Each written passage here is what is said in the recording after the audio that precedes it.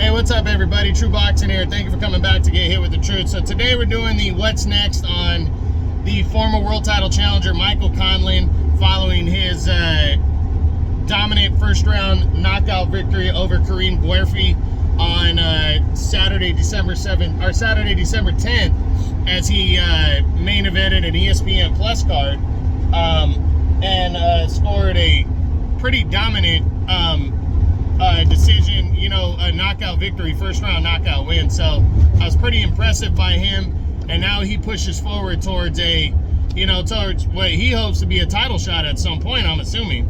But let's jump into that and take a look at what could be possibly going on for Conlan moving forward in the top 10. So we first start with his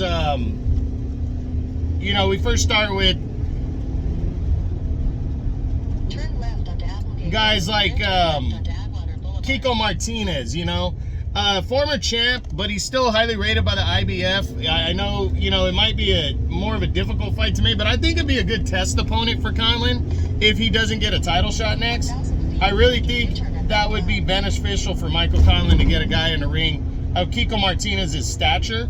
But again, it just depends. I know Michael Conlan said after this fight that he really wants a title shot next. So it's one of those ones where you got to wait and see. But I think it'd be beneficial for him to fight a guy like Kiko. I don't think that'd be a bad idea. Then you got Can Shu, Joet Gonzalez, guys that are still in the division. Can Shu would be fun, but he's coming off of consecutive losses. I really don't think this fight makes sense. Plus, he's a guy that throws a ton of punches around. So, in terms of the not making sense because the guy's lost a couple times now. And then also, do you want to get in there and risk it against a guy who throws a shitload of punches every round?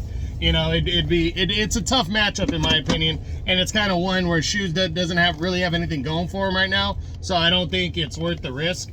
Joet Gonzalez is an interesting matchup because he's coming off of a very close loss to Isaac Dogbe. He's fought for a title before, and he's a good, tough opponent. And if for some reason Conlan can't get a title shot next, then I think a fight with him and Gonzalez would make a lot of sense, because Gonzalez is with Top Rank, and Conlan wants to, if not a title shot, get a big fight next. So I actually think this one's a decent matchup right there. Then now running through the top 10. Number 1, Emmanuel Navarrete. Not going to happen. Navarrete's moving up to February in his next fight, and he's going to be fighting, he's moving up to 130 in his next fight and fighting in February, and he's going to fight for the vacant title now, and not likely that he's going to lose, as he's fighting Englishman Liam Wilson now instead of Oscar Valdez, because Valdez injured himself in training. So I would suspect that Navarrete is going to become a 3-division world champ, and he's probably going to stay at 130. So a fight with Conlan doesn't seem likely now. Then you got undefeated WBC champion Ray Vargas. He's also moving up to 130, and he's also with the PBC, and he's pretty much got his next fight lined up, so that one's not possible. Then you got number 3, former champ Mark Magsayo. He's with the PBC. Conlan's with Top Rank, so I don't see these two guys coming together for a showdown. Then you got former longtime champion Gary Russell Jr., another PBC guy, injured himself last year in his fight with Magsayo. But PBC and Top Rank not likely to work together unless it's a mandatory.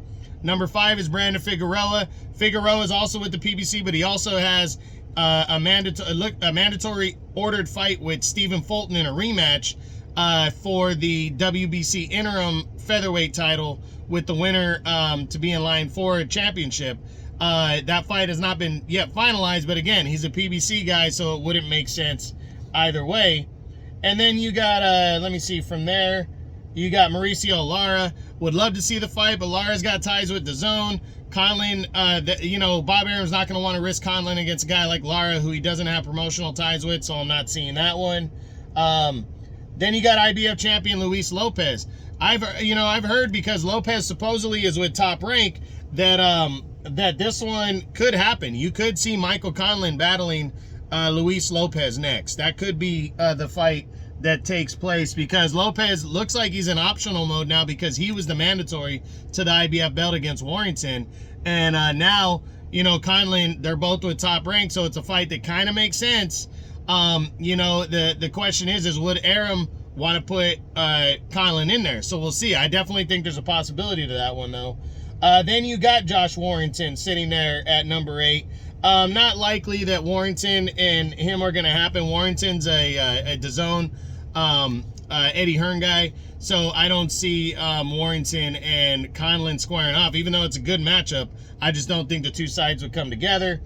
And then you got, I'm trying to see the name here. Oh, you got Isaac Dogbe. If the WBO title were to go vacant, I believe Dogbe is sitting right up there at the top of the division now in the WBO. I definitely could see he is actually sitting there at the top of the division. Conlan's down there, so Conlan probably wouldn't get the crack against Dogbe, but I think that would be Bob Arum's safest pick. Would be to throw him in there against a guy like Dogbe. I say safest because Joel Gonzalez, even though he lost to Dogbe, that was a very close fight. And I just think Gonzalez has more gas in the tank than Dogbe does for fights. So I think, I believe, after going through all this, I think the top 3 options, and they could be equal, would be a contender showdown with Joel Gonzalez, either an interim title fight or a vacant title fight with Dogbe and with Isaac Dogbe, because they're both with top rank, or an IBF title shot against Luis Lopez. I really think that's possible. So Michael Conlan could be on the verge of getting another crack at a world title. Even though he lost this past year to Lee Wood, he got knocked out in the 12th round brutally, but he was winning that fight convincingly, and he got caught. So he might get another opportunity here now that Lopez is bringing the IBF title back to the back to top rank.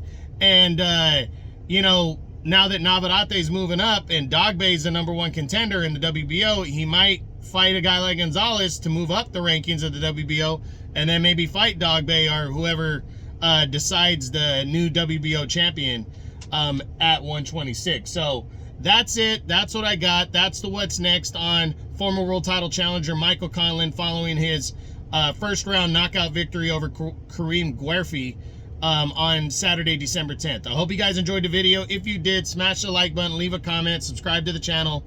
I appreciate any and all support. This is True Boxing. You've been hit with the truth.